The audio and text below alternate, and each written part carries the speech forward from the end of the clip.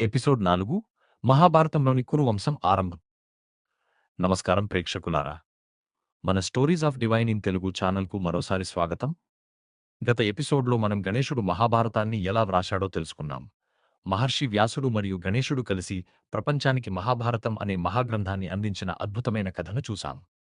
ఈ రోజు మహాభారతంలోని అత్యంత ముఖ్యమైన కురు వంశం ఎలా ప్రారంభమైంది, ఆ వంశానికి మూల పురుషులు ఎవరు అనే ఆసక్తికరమైన విషయాలను తెలుసుకుందాం. ప్రేక్షకులారా, మహాభారతం ప్రధానంగా కురు వంశానికి సంబంధించిన కథ. ఈ వంశంలోనే భీష్ముడు, పాండవులు, కౌరవులు జన్మించారు. కాబట్టి కురు వంశం గురించి తెలుసుకోవడం చాలా ముఖ్యమైనది. కురు వంశానికి మూలం చంద్రవంశం. చంద్రవంశంలో అనేక మంది గొప్ప రాజులు జన్మించారు. వారిలో పురూరవుడు, నహుషుడు, యయాతి వంటి మహారాజులు ఎంతో ప్రసిద్ధి చెందారు. యయాతి మహారాజుకు 5 కుమారులు ఉన్నారు. వారిలో పురు అనే కుమారుడు అత్యంత విధేయుడు.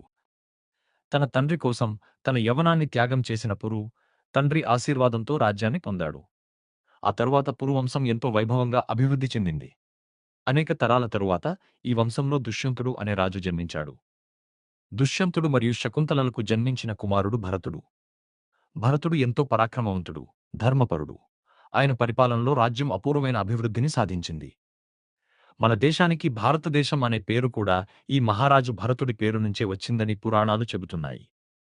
భరతుడి వంశంలో అనేక తరాల తరువాత కురు అనే మహారాజు జన్మించాడు.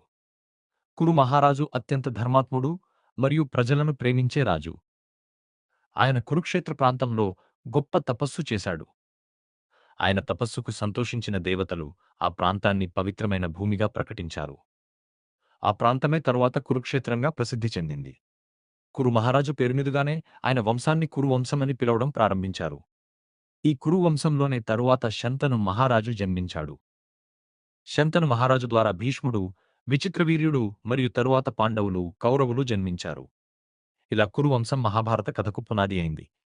ప్రేక్షకులారా, కురు వంశ చరిత్ర మనకు ఒక ముఖ్యమైన విషయాన్ని నేర్పుతుంది. ఒక కుటుంబం లేదా వంశం గొప్పగా నిలవాలంటే ధర్మం, త్యాగం మరియు సత్యం చాలా అవసరం. ఈ రోజు మనం మహాభారతంలోని కురు వంశం ఎలా ప్రారంభమైందో తెలుసుకున్నాం. రేపటి ఎపిసోడ్లో శంతను మహారాజు ఎవరు, ఆయన జీవితం ఎలా ఉండేది అనే విషయాలను తెలుసుకుందాం. ఈ వీడియో మీకు నచ్చితే లైక్ చేయండి, షేర్ చేయండి మరియు stories of divine in Telugu ఛానల్ను సబ్స్క్రైబ్ చేయడం మర్చిపోవద్దు. ధన్యవాదాలు. జై శ్రీకృష్ణ.